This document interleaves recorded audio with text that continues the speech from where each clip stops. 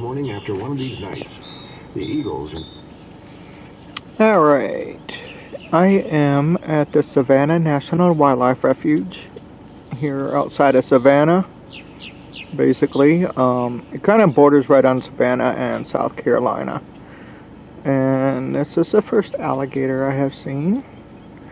This is about a 4.5 mile drive through here, but then there are also walking trails. And what this place is I think there's like 2 or 3 or so many rice fields, rice plantations.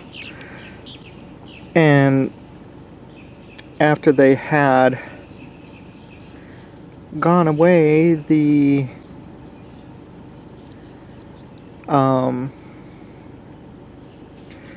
land was taken over and made into a wildlife refuge.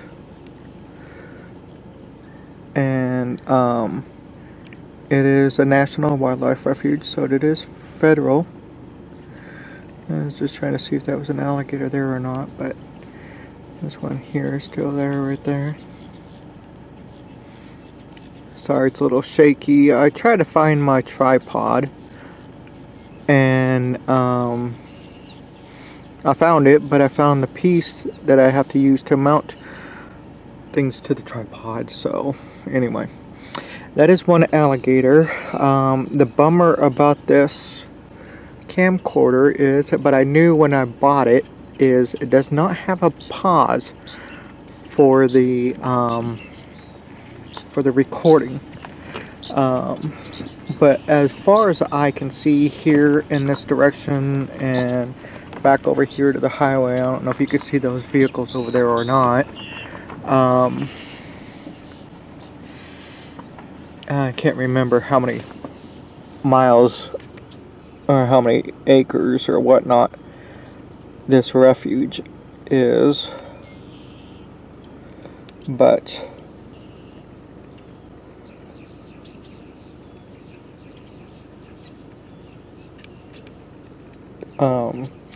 it's a pretty good sized refuge. Anyway, I'll come back to you after. I was just driving by and I seen something here in the grass, and I noticed it's an alligator. You don't get to see a lot of them. This end here's the tail, of course. You got the back legs there, the front legs there. The head is right there.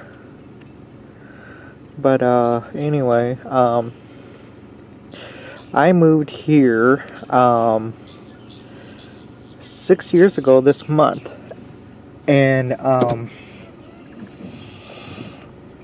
when I first moved here, I was at this wildlife refuge about every other day. I mean, he's out here all the time, and my girlfriend at the time was like, she'd call like during break or lunch from work and wonder where I am or what I'm doing, and I said I'm at the Savannah National Wildlife Refuge. And so after a while, she just stopped asking where I am, and then just asked, "Oh, are you at work?" She started calling it work since I was here so much, and I thought that was quite funny. Anyway, you'd think after 6 years of constantly coming out, I don't come out that often anymore. I don't come out every other day or whatnot. I come out about once a month still to look for alligators and stuff when they're in season or when it's warm enough. I am hoping to get some out here some more this spring, like especially like March, April, or April, May, which is breeding season. Yeah, it's April, May, and usually during breeding season, it's a I guess it's a heck of a ride out here between alligators fighting for rights to a female alligator, and also at times you can see bigger alligators, which is rare. I mean, for me, I haven't really seen too much of that either, but I've seen one time I've seen two alligators fighting over a territory. Alligators are very territorial. They like their area, especially the older they get, the grumpier they get. And the grumpier they get, they don't want to move. They like their spot. They made their home. They're not going anywhere. We got some ducks here. Got to keep checking the traffic. This is basically, it's just about a one-way road here. You only go one way anyway, so, but it's just about a one-lane road though. And yeah, there's people coming up, and I'm stopped, and I try to make sure that they that I get out of their way so they can get past me. That way I'm not in anybody's way. But a lot of times when you see alligators, especially the warmer it gets too, and they're trying to sun after being cold, they come out here on the edges of the water, outside of the water to sun. Of course, alligators are reptiles. Reptiles are cold-blooded. Just to give you a piece of information is there is the ridges on the back, the bumps, are bone. It's bone that makes those bumps going down the back, like 4 rows or something like that. The bones have numerous holes through them where blood goes through and gets close to the skin, and it's also because it's on the top, it go, the blood gets closer to the skin and warms up in the sun. So that's how they get warm. Like any other reptiles, snakes, and whatnot, they to get warm, they got to be in the sun or on something warm. Also for moving, and also definitely for digesting food. So so that's why there's ridges along the body of the alligator, those bumps, and the tail.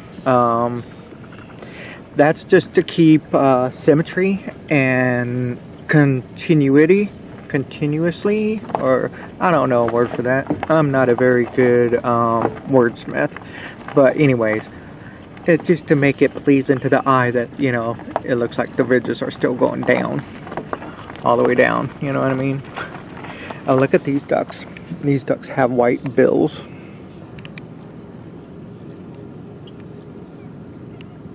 I'm not very good at knowing bird names and stuff like that, so forgive me if I don't know the name of these ducks or anything. But they're pretty cool looking though, eh? They're like black with white bills.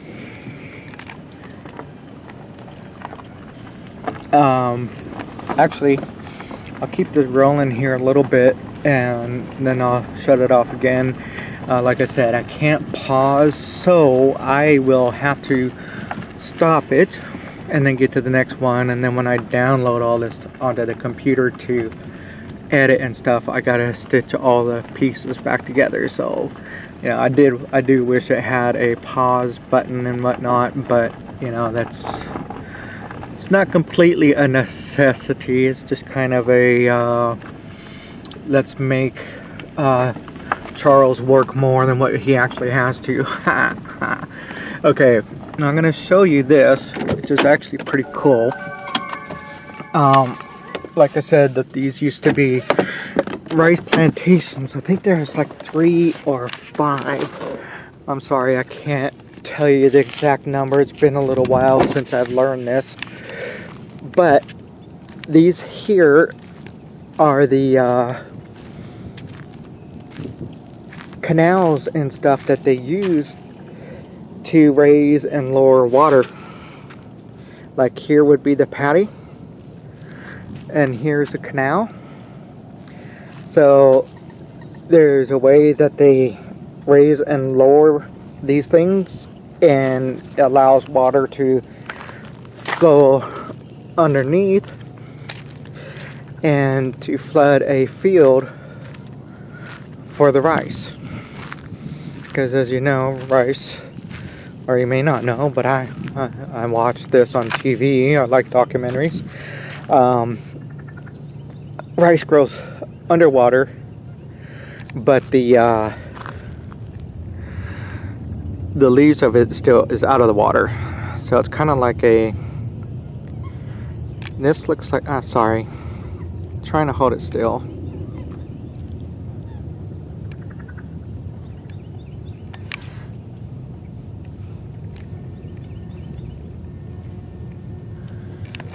Sorry, I just heard a weird noise over here. It sounded like some kind of cough or something. It scared me. I thought there was an alligator or something. Could be just this grass rubbing together. But anyway,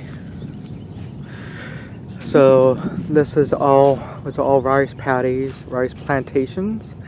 There is a place over here I will take us to next that is now a photo blind, but I'll show you the story for that. It was like the slave quarters back in the day. Sorry, I really hate saying that. It's just a horrible, horrible time of the history. Okay, so they call these rice field trunk. This water control structure is called a trunk. It is similar to trunks used to manage water flow to and from plantation rice fields. On Savannah National Wildlife Refuge, trunks are operated to set water levels in impoundments, reservoirs. Gate kept closed, managed in pound. You got the dike, you got the trunks and the flap gates, and then tidal creek canal, you got high tide and low tide. And then you got management here. If you open this one up, it pushes this one out and it floods over here. And then when you want to let it out from this side, you wait till low tide and then it flows back out. So that's pretty cool, isn't it? Also, if you do come here, remember to tune your FM or AM radio to 1610, and they will give you information about the about this area. All right, well, I'm going to shut this off, and then I'll start. Okay, this is Plantation Cistern. This small island of trees was a slave community on Rice Plantation, which bordered Laurel Hill Plantation called Hammock. It was a small area of high ground in a sea of wetland rice fields. The round brick structure just ahead in the woods was a cistern that stored drinking water and perishable foods. The cistern was needed because well water in the area was unfit to drink. Rainwater probably was collected from the roofs of the 6 slave quarters and funneled into the brick line reservoir. The cistern was about 7 feet deep. A wooden lid kept the animals out and debris. Look for Chinese pastoral trees with pale green trunks and 5 lobed leaves. The Asian trees were planted for shade on low country plantations. Notice periwinkle, a purple flower vine once cultivated as ground cover. Watch and listen for birds, warblers, thrush, wrens, and sparrows that nest and feed in the hammock's mature hardwoods. Okay, so as I said, there is a photo blind, and it's not very much of a walk. You walk down this way and you could circle around to that way. So this here's the cistern that was reading about, and this was 7 feet deep. As the picture showed, there's a house there, a house here, probably a couple more houses here, and a couple this way. So anyway, so yeah, this is a natural high spot. So they use this here, of course, away from the larger main house, as they called it. This photo blind was only built a couple, 3 years ago, so it's not too old. If the grass is too high or whatnot, it might not be able to see much. But this way you can come in, do some bird watching, kind of be hidden from the birds and that. So as you can see, all this is overgrown a lot and you can't see a whole lot.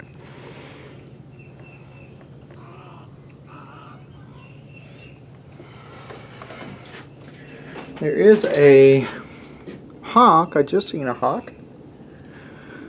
Oh, it's way over there. It's not coming back up. It's kind of flying really low. Bummer. Anyway, so this is that, and we'll just go back around, back out, then we'll go from there. But they nicely paved it with pavers for people to walk around. Being here, especially close to so much water and everything, you person will need to be watching out for snakes. Mostly be water moccasins or coppermouth, as they're called. One or the other, doesn't matter. Venomous snake. There's eastern diamondback rattlers, but they're not really in this area. They're more in the wooded area. I mean, like, more heavily wooded. Then you got pygmy rattlers. Some places you may even find coral snakes. Just trying to think of all the venomous snakes that are in this area. Of course, you're going to have gardener snakes, black racers,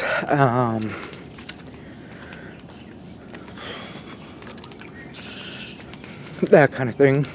Yeah. Here's my car. She is really dirty. I do need to get her in and get her washed. But I'm going to shut off for now. Bye. One thing you can't get enough of living in the South is living where there are live oaks with Spanish moss on them. I mean, I don't think there's any trees and whatnot more beautiful than seeing this.